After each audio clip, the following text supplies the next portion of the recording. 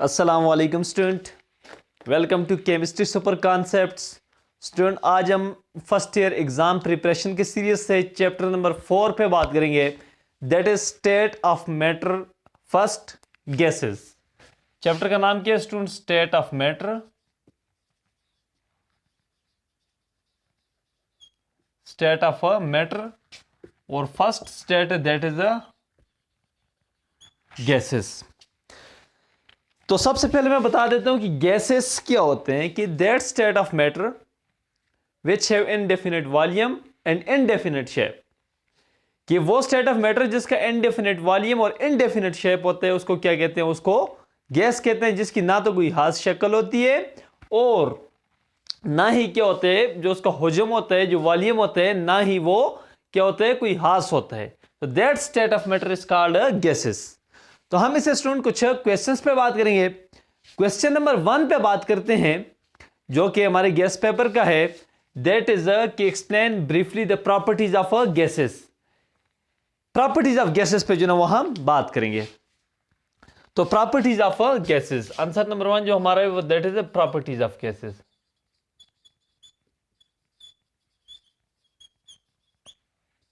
Properties of gases, properties of gases number 1, gases have indefinite shape.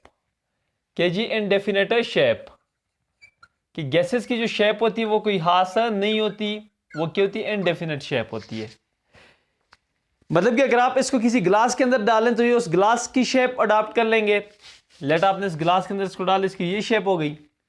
फिर उसके बाद मैंने इसको जो है ना इस बीकर के अंदर मैंने इसको डाला, इसकी ये शेप हो गई। या इसके अंदर जो है ना मैंने इस टेस्ट ट्यूब के अंदर इसको इस गैस को मैंने फिल कर दिया तो इसकी ये शेप हो गई। तो लिहाजा दे हैव इनडेफिनिट शेप। दूसरी जो प्रॉपर्टी है दैट इज कि they have indefinite volume. Indefinite volume, जिस तरह शेप कोई खास नहीं है इस तरह इनका कोई खास वॉल्यूम नहीं है। They adopt the volume of container in which they are poured या in which they are field. कि वो इसको अगर आप इस कंटेनर के अंदर करें तो इसका वॉल्यूम इस कंटेनर का वॉल्यूम हो जाएगा। अगर इस बीकर के अंदर आप करें तो इस बीकर का हो जाएगा। अगर इस टेस्ट ट्यूब के अंदर आप इसको फिल करें तो इस टेस्ट ट्यूब का वॉल्यूम अडॉप्ट कर लेगा। तो gases have indefinite volume, they adopt the volume of the container in which they are filled या पोर्ड, जिसमें इनको डाला जाता है या फिल किया जाता है। जो तीसरी प्रॉपर्टी है कि gases have low densities than liquid and solids.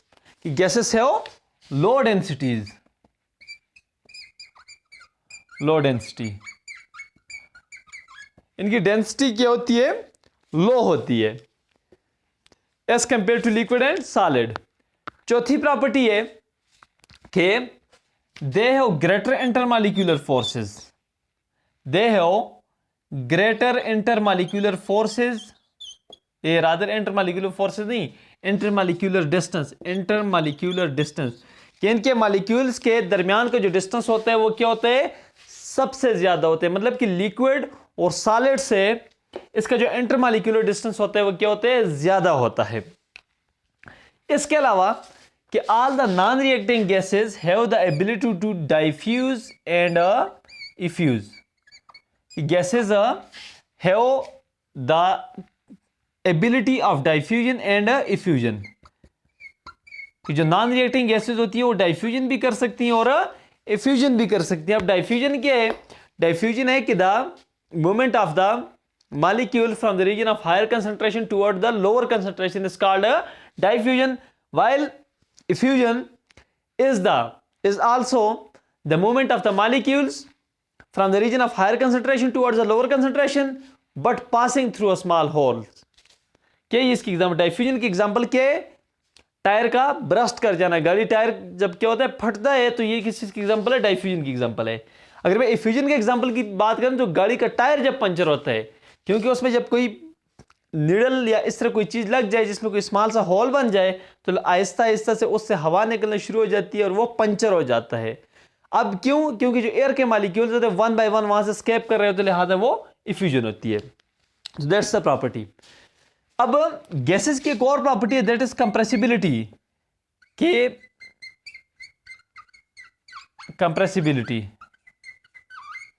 All the gases undergo compression by applying pressure, कि जब गैसेस पे प्रेशर किया जाए, अप्लाई किया जाए, तो वो क्या हो जाती है, कंप्रेस हो जाती हैं।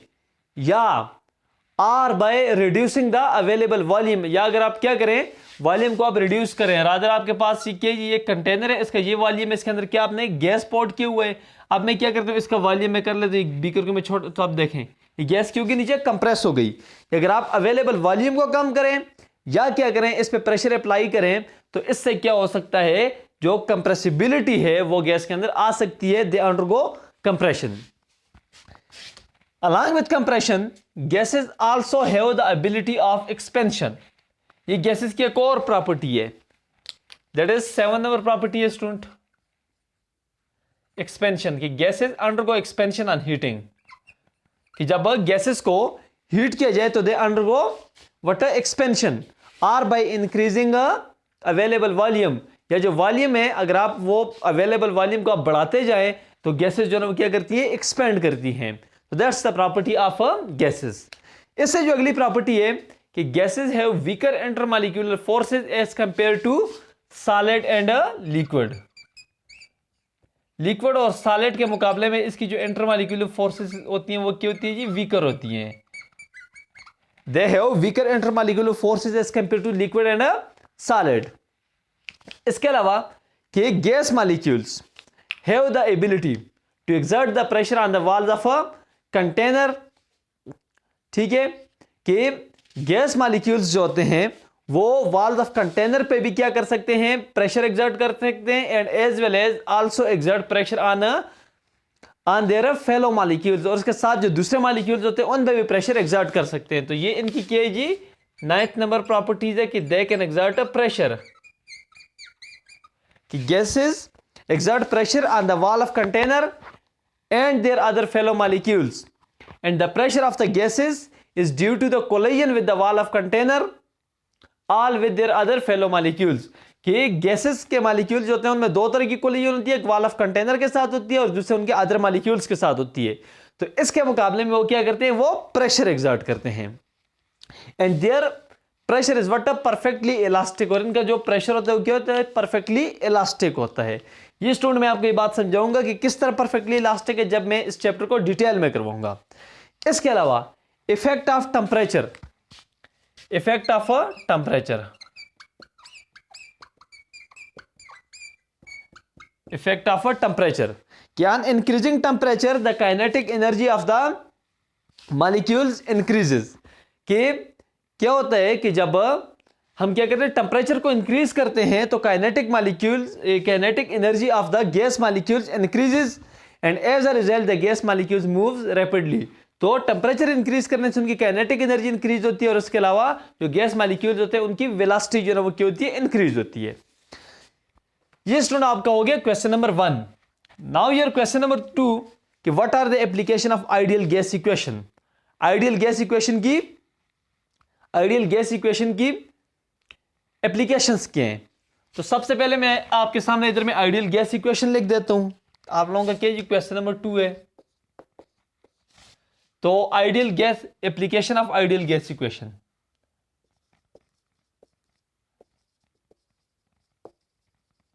एप्लीकेशन ऑफ आइडियल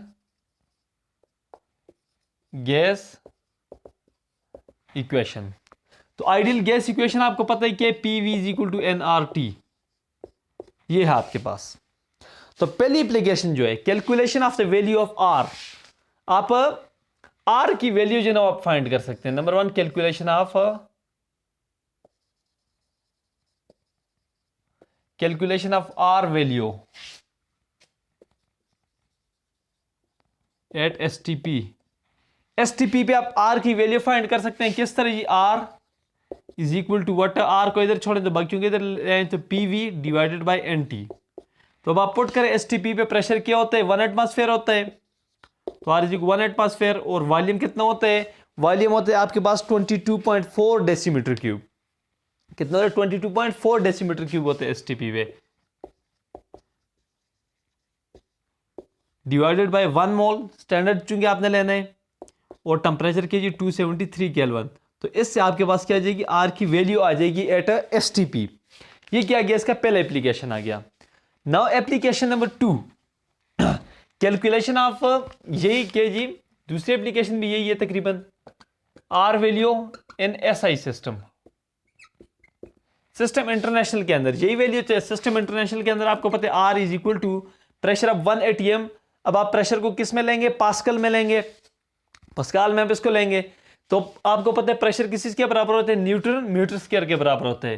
तो 1 atm जो प्रेशर होता है, जो 1 एटमॉस्फेरिक प्रेशर होता है, वो किस चीज के बराबर होते हैं, 101325 न्यूटन पर मीटर स्क्वायर मल्टीप्लाई बाय जो वॉल्यूम है आपका, जो वॉल्यूम है आपका वो आप किस चीज में लेंगे, वॉल्यूम आपको पता है स्टूडेंट, यहां पे जो आपके पास वॉल्यूम है वो हमने लिया था 22.4 डेसीमीटर क्यूब।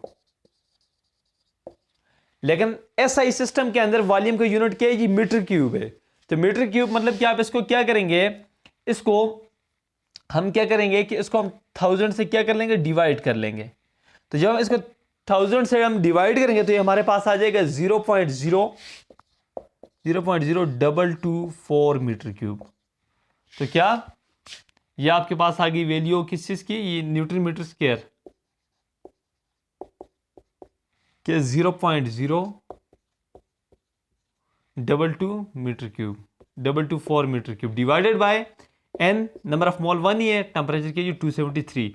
तो इससे आप आर की वैल्यू कैलकुलेट करेंगे इन अ एसआई सिस्टम। तो ये क्या आ गया, इसका दूसरा एप्लीकेशन आ गया। पहला calculation of R value ideal gas constant या general gas constant at STP, and दूसरी एप्लीकेशन की जी calculation of R at calculation of R value या ideal gas constant in SI system, system international के अंदर।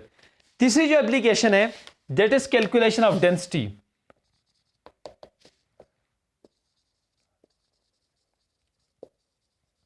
Calculation of density, calculation of density. अच्छा, इन दोनों के लिए आप जो इक्वेशन यूज करेंगे that is equal to are is equal to PV divided by NT, using this. अब ये डेंसिटी को आप किस तरह कर सकते हैं, अब देखें आपके पास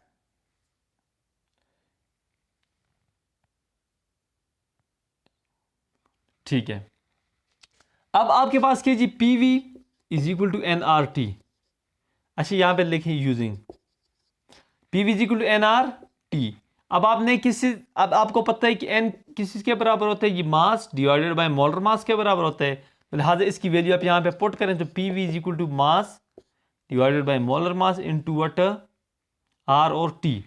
अब अगर आप देखें मैं पी को इधर ही छोड़ता हूं, इज इक्वल टू मास, ये वॉल्यूम को मैं इधर आके नीचे डिवाइड कर देता हूं, into R T divided by यही जो एम है मोलर मास, इसके साथ ही जो हम लिख देंगे, क्योंकि वी इधर आ जाएगा तो डिवाइडेड बाय वी एम ना। तो अब आपको पता है मास डिवाइड, मास पर यूनिट वॉल्यूम क्या होता है, डेंसिटी होती है ना। तो P is equal to D into R T by M, R T by M. तो अब आपने चूंकि डेंसिटी फाइंड करनी है तो density is equal to P M divided by R T. तो ये इस इक्वेशन को यूज करके आप क्या कर सकते हैं, आप डेंसिटी को जो है ना वो फाइंड कर सकते हैं। अब स्टूडेंट मैं चौथे एप्लीकेशन पे जाता हूं, and the fourth one application we can find the mass of the gas. तो आपके पास है गैस है, आप क्या कर सकते हैं, उसका मास जो है ना फाइंड कर सकते हैं। इसी इक्वेशन से स्टूडेंट आप एक बार फिर से आप कैलकुलेट कर सकते हैं फोर्थ,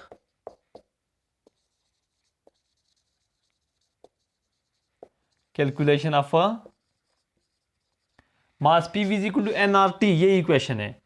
तो PV is equal to what, वही mass divided by molar mass N की जगह इंटू आर टी। अब आपने क्या करना है, आपने एम फाइंड करना है, ये मास।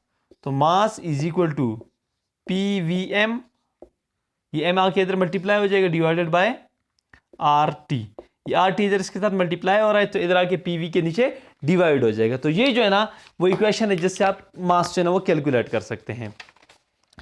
इसके बाद स्टूडेंट जो अगला क्वेश्चन है आपका दैट इज, ये क्वेश्चन स्टूडेंट के जी ये रीजनिंग का क्वेश्चन है जो अभी मैं करवाने जा रहा हूं, लिहाजा आप इसको समझें। ये क्वेश्चन है कि explain 1 centimetre cube of hydrogen, ये कहता है कि 1 सेंटीमीटर क्यूब ऑफ हाइड्रोजन, और कहते हैं कि 1 सेंटीमीटर क्यूब क्या है जी, CH4। ये कहता है कि एट STP कंडीशन, वो क्या कहते हैं जी कि at STP standard temperature pressure condition है सेम नंबर ऑफ मॉलिक्यूल्स। कहते हैं कि दोनों के अंदर क्या है जी, सेम नंबर ऑफ मॉलिक्यूल्स हैं, कि at STP 1 centimetre cube of hydrogen and methane both contain a same number of molecules। फिर आगे वो कहता है कि although one molecule of CH4 is 8 times heavier than that of hydrogen, वो कहता है कि ये जो मीथेन है ये कि जी 8 टाइम हेवियर है, 8 टाइम हेवियर है किसी से, हाइड्रोजन से। किस तरह, अब देखें इसका 16 है और इसका के जी इसका 2 है मोलर मास। अब देखें तो ये इससे 8 टाइम हेवियर हो गया ना, 16 जो है वो 2 से क्या हो गया, 8 टाइम ग्रेटर हो गया, उससे क्या हो गया, हेवियर हो गया। तो अब आप क्वेश्चन को समझ गए। तो वो कहता है कि explain that 1 centimetre cube of hydrogen and 1 centimetre cube of methane CH4 at STP will have same number of molecules, although methane is CH4 is 8 times heavier than that of hydrogen। तो वो कहता है कि ऐसा क्यों है। तो अब इसकी रीजन क्या है, it is explain on the basis of Avogadro's law. इसको एवोगाड्रो लॉ की बेस पे हम एक्सप्लेन कर सकते हैं, एवोगैड्रोस लॉ, वेयर V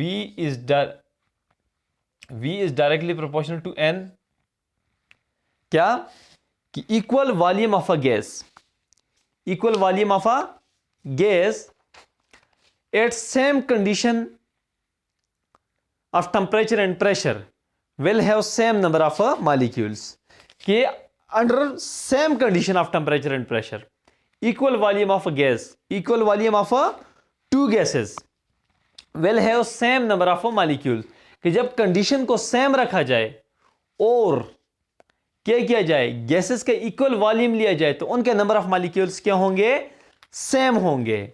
कि the number of molecules of a gas does not affected by the mass, कि वो जो वॉल्यूम है वो क्या होगा, वो मास से इफेक्ट नहीं होगा। किस तरह स्टूडेंट, लेट मेरे पास ये जो मार्कर है, अब इसका जो वॉल्यूम है, इसका जो वॉल्यूम है ये मास से इसका इफेक्ट नहीं होता। इसका 2 kg मास है, 4 kg है, 6 है, जो भी है, लेकिन जो वॉल्यूम इसने ऑक्युपाई करने वो इसकी लेंथ, विड्थ और हाइट पे डिपेंड करता है।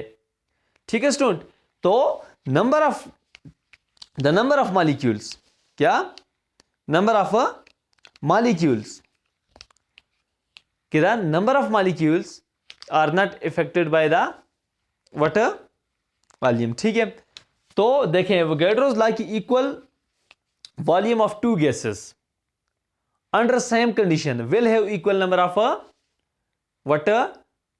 equal volume of two gases under same condition will have equal number of molecules।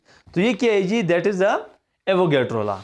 अब मैं आपको एग्जांपल दे देता हूं कि for example at STP standard temperature pressure, तो आपको पता है कि 1 मोल ऑफ H2 किसी के बराबर होता है एवोगाड्रो नंबर पार्टिकल मॉलिक्यूल्स होते हैं उसके दरमियान उसमें। अब चूंकि गैस है तो मतलब कि ये 22.4 decimetre cube of what hydrogen, कितने मॉलिक्यूल्स होंगे, 6.023 मल्टीप्लाई बाय 10⁻23 मॉलिक्यूल। अब सिमिलरली ये 22.4 डेसीमीटर क्यूब किसी के होंगे, मीथेन के भी होंगे, और इतने पार्टिकल होंगे, मॉलिक्यूल होंगे इसके अंदर। ठीक है, जाहिर सी बात है मीथेन के भी इतने ही होंगे। अब देखें अब उसने आपसे 1 सेंटीमीटर क्यूब पे पूछे हुए है, तो आपको पता है कि जो 1 डेसीमीटर क्यूब होता है, 1 डेसीमीटर क्यूब किस चीज के बराबर होता है, इधर मैं लिख देता हूं कि 1 डेसीमीटर क्यूब किस चीज के बराबर होते हैं, 1000 सेंटीमीटर क्यूब के बराबर होता है। तो तो अब देखें, मैं इसको क्या कर लेता हूँ, मैं 1 सेंटीमीटर क्यूब के बराबर जो है ना मैं इसको ले लेता हूँ। तो अब ये इसके बराबर है, तो अब क्या है जी 1000, तो लिहाजा 1000 सेंटीमीटर क्यूब ऑफ हाइड्रोजन या मीथेन जो भी आपने, that is equal to 6.023 multiply by 10 raise to the power 23, और ये 22.4 डेसीमीटर क्यूब इधर आके नीचे क्या हो जाएगा, डिवाइड हो जाएगा। क्या हो जाएगा, डिवाइड हो जाएगा। अब क्यों, इसको अगर मैं मल्टीप्लाई बाय 1 कर लेता हूँ ना, तो 1 इस चीज़ के बराबर है, तो इधर मल्टीप्लाई हो रहा है तो इधर आके नीचे डिवाइड हो जाएगा, तो ये इस चीज़ के बराबर हो जाएगा। इतने मालिक्यूल्स हो जाएंगे 100 सेंटीमीटर क्यूब में। अब ये ज़्यादा है, तो अब मैंने किसी के, मैंने पहले 1 के लिए करने हैं 1 सेंटीमीटर क्यूब, जिसके लिए मैंने करने हैं 1 सेंटीमीटर क्यूब ऑफ हाइड्रोजन, तो 6.023 multiply by 10 raise to the power 23 divided by 22.4 decimetre cube, और multiply by what, multiply by 1000। अब ये क्या होगा, अच्छा जी, ये देखें ना, ये जो ना, इससे आप सिंपली क्या कर लेंगे, ये मल्टीप्लाई बाय वट 1000। अब देखें, अब सिंपली मैं इसको क्या कर लेता हूँ, इसको मैं 10 पावर 3 लिख सकता हूँ, तो 6.023 multiply by 10 raise to the power 23 divided by, इसको क्या है जी 10 रेज़ टू द पावर 3 में लिख सकता हूँ। ये 10 रेज़ टू द पावर 3 ये ऊपर जाएगा तो ये 10 रेज़ टू द पावर -3 हो जाएगा, डिवाइडेड बाय 22.4 डेसीमीटर क्यूब। तो ये चीज़ आ गई हमारे पास। अब देखें, मैं हल कर लेता हूँ किस चीज़ को जी, इस पोर्शन को जो है ना मैं हल कर लेता हूँ। इसको हल करने के बाद मेरे पास जो आंसर आता है वो क्या जी 0.268 multiply by 10 raise to the power. अब देखें 23, चूंकि के बेसिस सेम है तो पावर क्या होंगे, ऐड होंगे, तो +23 -3 तो क्या 20, तो इतने पार्टिकल्स। ये सिमिलर या हाइड्रोजन के अंदर भी इतने ही होंगे और ये मीथेन के अंदर भी इतने ही होंगे, मतलब कि 1 सेंटीमीटर क्यूब ऑफ हाइड्रोजन हो या मीथेन हो या अगर कोई और भी गैस हो उसके अंदर क्या होंगे, इतने ही पार्टिकल होंगे एट STP। तो that's our question number 3। Question number 4 है हमारा कि lighter gases have rapid rate of diffusion than heavier gases, कि जो लाइटर गैसेस होती हैं उनका रेट ऑफ डिफ्यूजन क्या होता है, ज्यादा होता है as compare to heavier gases. It can be explain on the basis of Graham's law. अब इसको हम ग्राम्स लॉ की बेस पे कर सकते हैं। Graham's law states that the rate of diffusion of two gases, the rate of diffusion of two gases is inversely proportional to their square root of molecular mass or density. Is what inversely proportional to their what molecular mass or density। मतलब कि अगर R1 है तो that is inversely proportional to M1, यहाँ पे आप D1 भी कह सकते हैं। मास लिखना चाहते हैं तो M1 molar mass, molecular mass rather, और अगर ये R2 हो तो R2 is inversely proportional to M2 और RD2।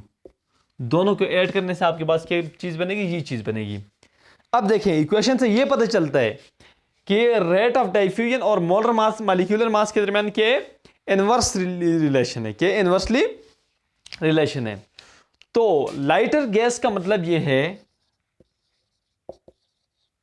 Lighter gas the gas having low molecular mass or lower density are considered as a lighter gas। वो gases जिनका molecular mass या क्या डेंसिटी कम होती है उसको लाइटर गैस जो है ना वो कंसिडर किया जाता है। तो अब आपको पता है एक गैस जितना लाइट होगा वो क्या होगा, ज्यादा तेजी से मूव करेगा, ज्यादा तेजी से क्या करेगा, डाइफ्यूज करेगा। अब एक बंदा जितना ज्यादा मोटा है इतना ही उसको दौड़ने में क्या होंगी, मुश्किलात होंगी।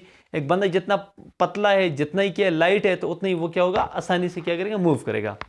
तो यही वजह है कि lighter gases have rapid rate of diffusion because they have low molecular mass or lower density, while that of heavier molecules that are heavier gases are slow because they have greater molecular mass or greater density. That is why they have what they have slow rate of diffusion. For example, the rate of diffusion of hydrogen is greater than carbon dioxide, ammonia, oxygen और क्या जी fluorine. क्यों? क्योंकि इनका molar mass, molecular mass या क्या जी इनकी जो densities है वो क्या हाइड्रोजन से ज्यादा है, हाइड्रोजन के इसके मुकाबले में क्या कम है। That is why hydrogen has rapid rate of diffusion as compare to these molecules. अब स्टूडेंट हमारा जो अगला क्वेश्चन है दैट इज की the rapid expansion of the gases cause cooling. ये एक और क्वेश्चन है कि जब एक सडन गैस को क्या किया जाए, एक्सपेंड किया जाए, तो वो कूलिंग काज करता है। Rapid expansion of the gases cause cooling. It is due to the fact that in gaseous form the gas molecules when a gas is compressed, in compressed form the gas molecules are so closer to one another due to which they have attractive forces. But when it's suddenly allowed to expand, जब इसको suddenly क्या किया जाता है, expand किया जाता है, तो ये क्या हो जाता है कि दे रिक्वायर्स एनर्जी टू मूव। अब इनको मूव करने के लिए, एक दूसरे से दूर मूव करने के लिए क्या होती है, एनर्जी रिक्वायर्ड होती है। And they obtain this energy from the gas molecule itself. ये खुद ही से एनर्जी ले लेते हैं। As a result the cooling is the cost. कि कंप्रेस फॉर्म में कि जब क्या हो जी, ये लेट आपके अपने क्या हो जी, गैस मॉलिक्यूल्स हैं आपके पास कंप्रेस्ड फॉर्म में। अब यहाँ पे इनके दरमियान अट्रैक्टिव फोर्सेस हैं। अब मैं इसको सडनली क्या कर देता हूँ, एक्सपेंड कर देता हूँ। अब देखें, अब ये गैस मॉलिक्यूल्स क्या होंगे, एक दूसरे से दूर जाना चाहेंगे, तो दूर जाने के लिए इनको एनर्जी रिक्वायर्ड होगी। और ये एनर्जी क्या करेंगे, ये खुद से ही हासिल करेंगे, खुद ही गैस मॉलिक्यूल्स अपने आप से हासिल करेंगे। एज ए रिजल्ट इनका टेम्परेचर गिर जाएगा और कूलिंग का काज हो जाएगी। इसके साथ साथ जो हमारा आखिरी क्वेश्चन है कि explain on the basis of Grom's law के which one of the following have rapid rate of diffusion, 1 mole of ammonia or 8 mole of what hydrogen। वो कहता है कि जी कि इनमें से किसका जो है रेट ऑफ डिफ्यूजन क्या होगा, ज्यादा होगा, रेट ऑफ डिफ्यूजन। तो रेट ऑफ डिफ्यूजन देखें 8 मोल ऑफ रेट हाइड्रोजन, और इसके अलावा उसने क्या कहा हुआ है जी, उसने कहा जी 1 मोल ऑफ अमोनिया। तो रेट ऑफ डिफ्यूजन वो कहता है कि किसका ज्यादा होगा। तो आपको पता है कि रेट ऑफ डिफ्यूजन किस चीज पे डिपेंड करता है, रेट ऑफ डिफ्यूजन डिपेंड करता है किस चीज के ऊपर, डेंसिटी के ऊपर, या किस चीज के ऊपर, मास के ऊपर, मोलर मास के ऊपर। अब इन दोनों का अगर आप मोलर मास देखें तो मोलर मास वो यहां पे कहते हैं कि भाई 8 मोल है, 8 मोल, और यहां पे जी 1 मोल है। अब अगर देखें इसका 1 मोल जो है ना वो किस चीज के बराबर है, 1 मोल इसके जी 17 ग्राम पर मोल। लेकिन अगर मैं इसका देखूं तो ये के जी ये 8 मोल है, तो इसका 1 मोल जो है ना वो किस चीज के बराबर होते हैं, 2 मोल। तो ये 16 ग्राम हो जाएगा, 16 ग्राम। तो लिहाजा चूंकि इसका केजी मास कम है, तो जब इसका मास कम है तो हाइड्रोजन का रेट ऑफ डिफ्यूजन क्या होगा, ज्यादा होगा। इस रिलेशन से आप इसको क्या कर सकते हैं, एक्सप्लेन ऑफ कर सकते हैं। ठीक है, R-D1। तो इससे आप इसको क्या कर सकते हैं, एक्सप्लेन कर सकते हैं। तो स्टूडेंट ये था हमारा आज का सेशन जो कि अपने अख्ताम को पहुंचा। उम्मीद है कि आपको फायदा हुआ होगा। अगर अभी तक आपने चैनल सब्सक्राइब नहीं किया तो इसको सब्सक्राइब करें और अपने दोस्तों से भी इसको फॉलो करने का कहें, ताकि ज़्यादा से ज़्यादा लोग इससे जो है वो फ़ायदा ले सकें। और बेल के आइकन को प्रेस करें ताकि हर नए आने वाली वीडियो का नोटिफिकेशन आपको मिलता रहे। आपके एग्ज़ाम्स आने वाले हैं, इंशाल्लाह जितना जल्द हो सके ये कोर्स मैं कंप्लीट करूँगा ताकि आपको तैयारी करने में आसानी हो। Thank you so much student.